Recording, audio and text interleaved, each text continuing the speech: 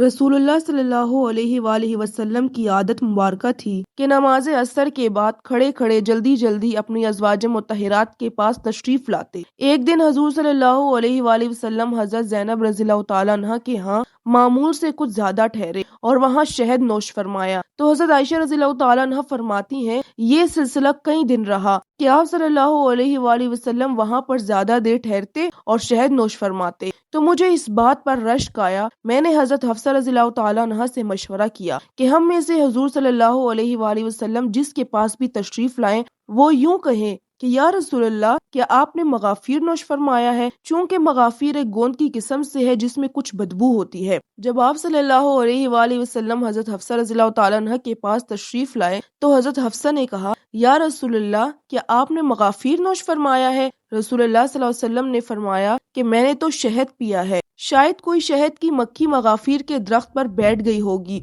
और इसका अर्क चूस लिया होगा। चूंकि हजूर सल्लल्लाहु अलैहि वआलिहि वसल्लम को बदबू से बड़ी कराहत और नफरत थी, आपने कसम खाकर फरमाया, मैं फिर शहद ना पीऊंगा। आप सल्लल्लाहु अलैहि वसल्लम को इस बात का ख्याल हुआ कि कहीं ज़ैनब को ये इतला न मिल जाए, वो खामखा रंजीदा होंगी। इसलिए आप सल्लल्लाहु अलैहि वसल्लम ने हजरत हफ्सा को मना कर दिया कि इसकी इतला किसी को ना करना। मगर हजरत हफ्सा रज़ियल्लाहु ताला अन्हा ने इस बात की इतला चुपके से हजरत आयशा रज़ियल्लाहु ताला अन्हा को कर दी और ये भी कह दिया कि और किसी से ना कहना। हजूर सल्लल्लाहु अलैहि वसल्लम को अल्लाह ताला ने वही के जरिए बता दिया। आपने हजरत हफ्सा रज़ियल्लाहु ताला अन्हा को बताया कि तुमने फलां बात की इतला आयशा को कर दी, हालांकि मैंने मना भी किया था। वो हैरान होकर कहने लगी कि आपसे किसने कहा? हजूर सल्लल्लाहु अलैहि वसल्लम ने फरमाया कि अल्लाह ताला ने मुझे इतला दी। और अभी कई रिवायात शान नुज़ूल के सिलसिले में रिवायत की गई हैं। अल्लाह ताला ने फरमाया, या अय्युहन नबिय्यु लिमा तुहर्रिमु मा अहल्लल्लाहु लका,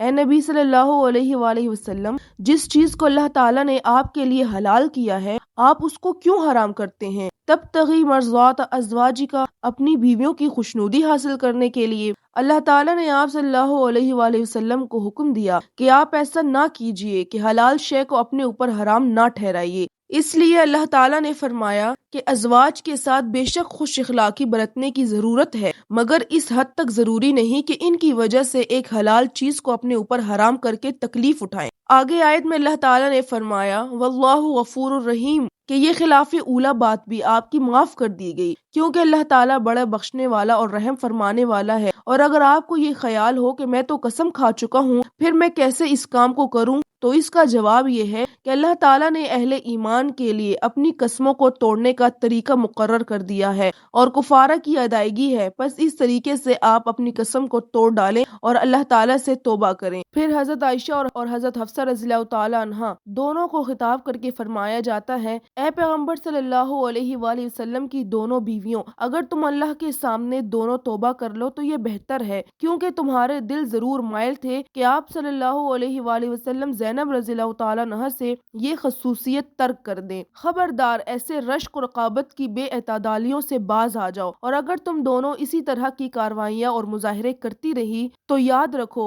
ऐसी बातों से पैगम्बर सल्लल्लाहु अलैहि वसल्लम को कुछ तकलीफ ना पहुँचेगी, बल्कि इसमें सारा नुकसान तुम्हारा ही होगा। और अगर तुम्हारे दिल में ये बात आती है कि आखिर मर्द को तो बीवियों की जरूरत होती है और हमसे बेहतर बीवियां कहाँ हैं, इसलिए हमारी सभी बातें मानी जाएंगी, तो याद रखो अल्लाह चाहे तो तुमसे भी बेहतर बीवियां अपने नबी के लिए पैदा कर दे। इसके यहाँ किसी चीज की कमी नहीं है। अगर पैगम्बर सल्लल्लाहु अलैहि वसल्लम तुम बीवियों से नाराज होकर तलाक दे दें तो इनका परवरदिगार बहुत जल्द तुम्हारे बदले तुमसे भी अच्छी बीवियां अता फरमा देगा, जिनमें ये सिफात होंगी कि वो मुस्लिमात होंगी, मोमिनात होंगी, कानितात होंगी, फर्माबरदारी करने वालियाँ, ताइबात होंगी यानी कि तौबा करने वालियाँ, अपनी गलती पर जिद और इसरार ना करेंगी बल्कि फौरन तौबा करके रुजू करेंगी, आबिदात होंगी यानी कि इबादत करने वालियाँ होंगी, सदका खैरात, हज और ज़कात, शोहर की खिदमत करने वालियाँ, साइहात होंगी, रोज़ा रखने वालियाँ, और सय्यिबात होंगी, बेवा होंगी, व अबकारन और कवारियाँ होंगी। गर्ज के सीरत के एतबार से हर तरह कामिल और मुकम्मल होंगी। तो जब ये सब मुमकिन है तो तुम अपनी इन कार्रवाइयों से बाज आ जाओ।